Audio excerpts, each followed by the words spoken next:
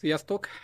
Beregszászi nyúltenyésztő vagyok, és a mai videóban a nyulak házi patikájáról szeretnék egy pár szót ejteni.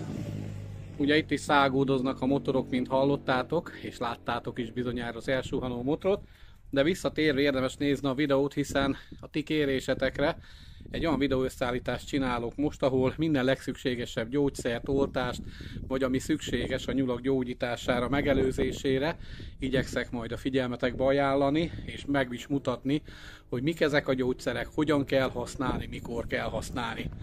Ha új vagy még a csatornámon, akkor érdemes rákeresni a többi videóra is, hiszen 2007 óta tartok nyulakat, és 2015 óta tenyésztem őket. Hogy mi kezdtük a különbség, te is rá tudsz keresni a videók alapján, illetve már csak azért is érdemes nézni a videóimat is, feliratkozni, illetve csatornatag lenni, hiszen van egy nagyon jó játékom, ami már egyre jobban közeleg a sorsolás, hiszen lassan elérjük az első szintet, ami el volt indítva, hogy kik fognak ebbe a játékba részt venni. Az a játéknak a neve, hogy játsz te is a beregszászi nyúltenyésztővel, keressetek rá a megfelelő videóra, és ott megtaláljátok a részleteket. Ami fontos, hogy iratkozz fel a csatornámra, megköszönöm, hogyha lájkolni fogod, főleg, hogyha tetszett a videó, akkor mindenképp, vagy hogyha nem is tetszett, de már régóta követel, akkor legalább egy kommentet írj oda. Ez is nagy segítség, mert minden like és minden komment valamilyen szinten előbbre helyezi a YouTube-nak a algoritmusánál, és több embernél fogja felkínálni a megnézés lehetőségét, illetve légy csatornatag. Innen folytatjuk. Jó, hát itt is vagyok, és folytassuk tovább. Ugye azt ígértem, hogy azt a házi patikát fogom nektek most megmutatni, ami mindenképpen fontos, legalábbis az én meglátásom szerint és szükséges ahhoz, hogyha bármi baj történik a nyulászatodba, akkor mindig legyen kéznél. Hát elsősorban az első dolgot mutatom, ugye ez pedig nem más, mint az oltások. Ugye most egy ilyen dobozzal hoztam ki, nem akartam mindet kihozni. Az oltásoknak a lényege jelenleg ez a Mixoren, ez a a szúnyog betegségek terjesztésére, megállítására, tehát a mixomatózis ellen szolgál. Próbálok valahogy jobb fényviszonyokba beállni, talán így jobb lesz, igen. Látjátok? Mixoren, de ugyanez a Pestorin Mormix, illetve különböző olyan oltószerek, amelyek ugye megtalálhatóak már nálatok is, akár Magyarországon vagy Erdélyben. A lényeg, hogy különböző vírusokkal szemben legyen leoltva a nyúl, tehát a nyúlpest is, és a nyúl mixomatózissal szemben. Ehhez elengedhetetlen, hogy mindig legyen kéznél ezek a kis injekciós tűk, ugye én általában szoktam 2,5 köböset és 5 köböset is használni.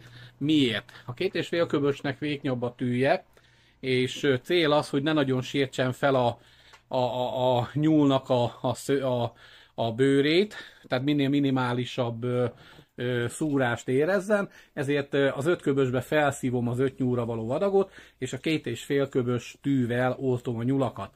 Mindig legyen bőségesen, hiszen cserélgetni kell a tűket. Javasolnám, hogy általában almonként, de hogyha között egymás mellett vannak, akkor akár 20 nyulanként is elég a tűt cserélni. Érzed úgyis, hogy könnyen bemegy a nyúlnak a bőrébe, vagy pedig nehezebben. Ha már egy picit nehezebben fut bele, akkor érdemes rögtön lecserélni a tűt. Úgyhogy ezek az oltás miatt fontosak. A másik fontos ugye a nyulaknak a fülbetegsége. Emiatt én mindig tartok itthon, tehát mindig van amitrazin tartalmú szer.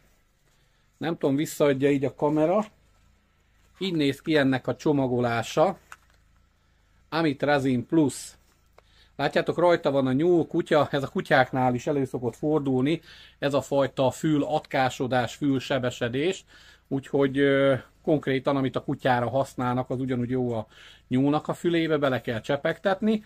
Nagyon hatékony, mivel 2 csepegtetés után, és ilyen kell 12-14 óra, 24 óra a 2 csepegtetés között, teljesen el fogja pusztítani a fülatkákat. Persze annak függvénye is, mikor fog kitisztulni, hogy nagyjából mennyire volt elhanyagolva. Ha már nagyon-nagyon sebes a fül, akkor egy hét is eltelhet. Ha viszont még csak éppen, hogy elkezdett megjelenni a fülseb, akkor 1-2 nap alatt kitakarítja.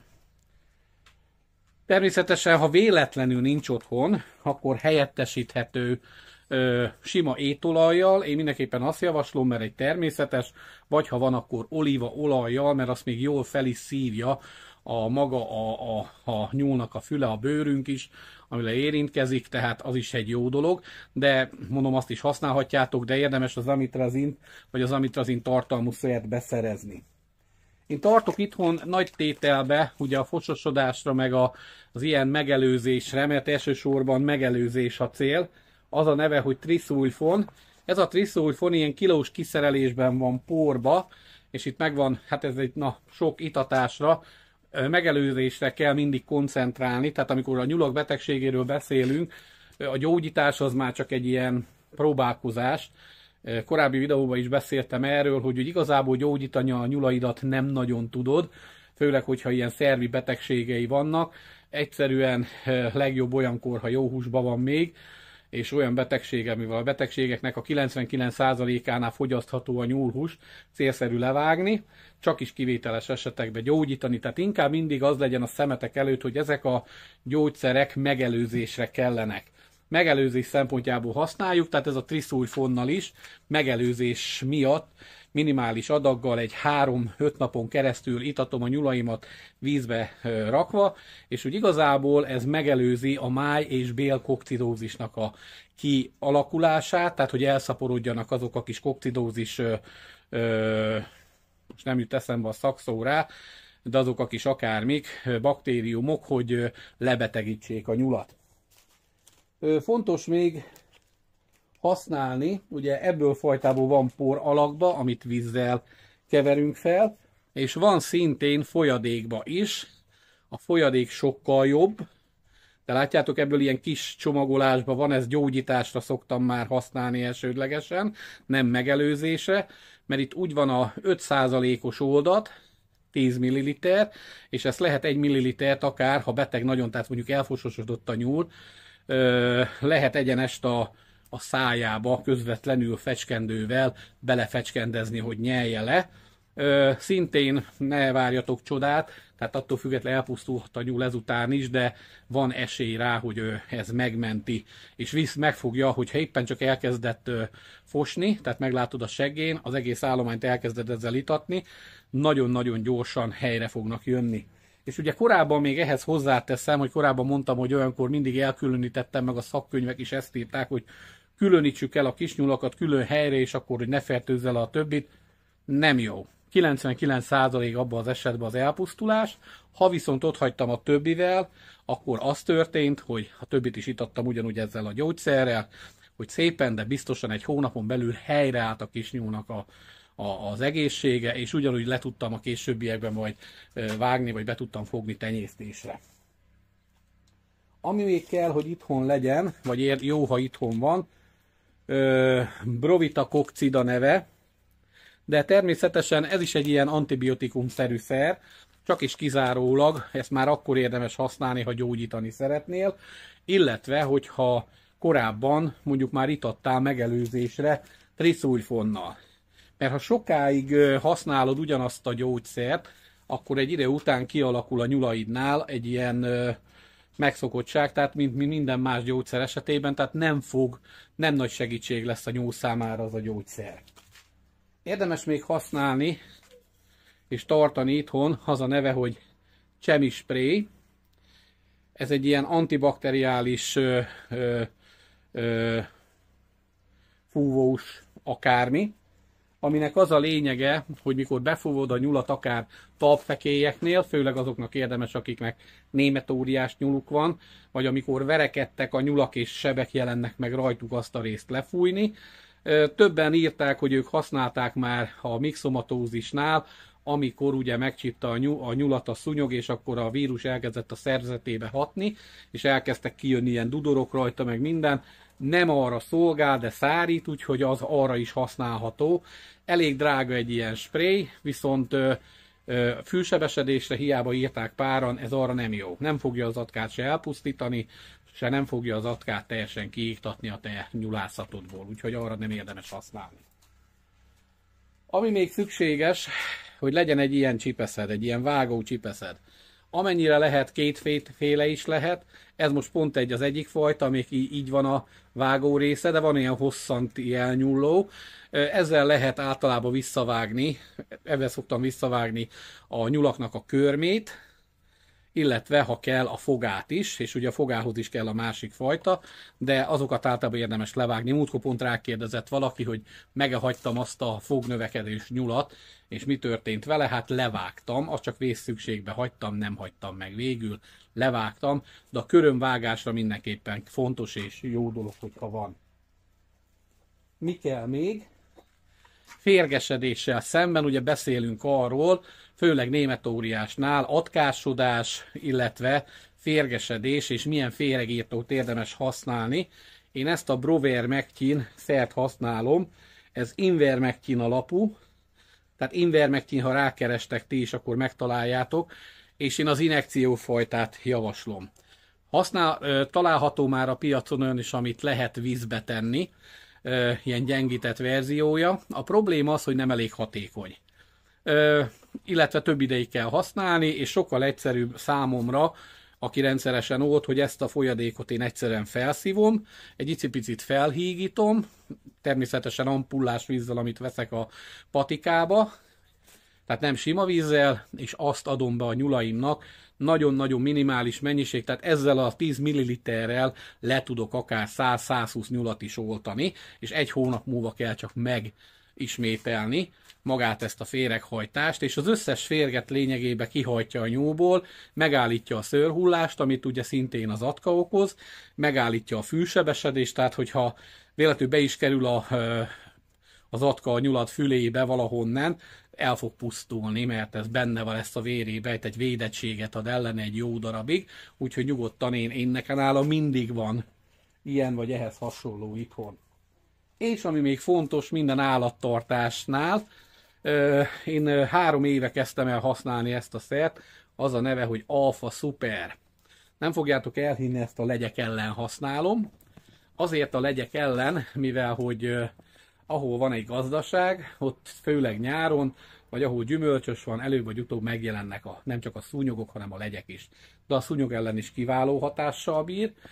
Egy ismerősöm, aki disznókat tart nagy mennyiségbe, és otthon, ugye nálunk még lehet, mi nem vagyunk uniós ország, főleg nagyok a telkek, meg minden, tehát nem zavarja a szomszédot is, vagy ha zavarja is egy picit, ennyit tűr az egyik ember a másikért, tehát sokkal toleránsabbak vagyunk ilyen értelemben, mert nem ezt tanultuk, hogy feljelentgessük egymást, és hallom, hogy Magyarországon sajnos nagyon sok ember akár gonoszságból is jelentgeti egymást felfele, bár sok esetben van is alapja, de most nem is erre akarok kitérni.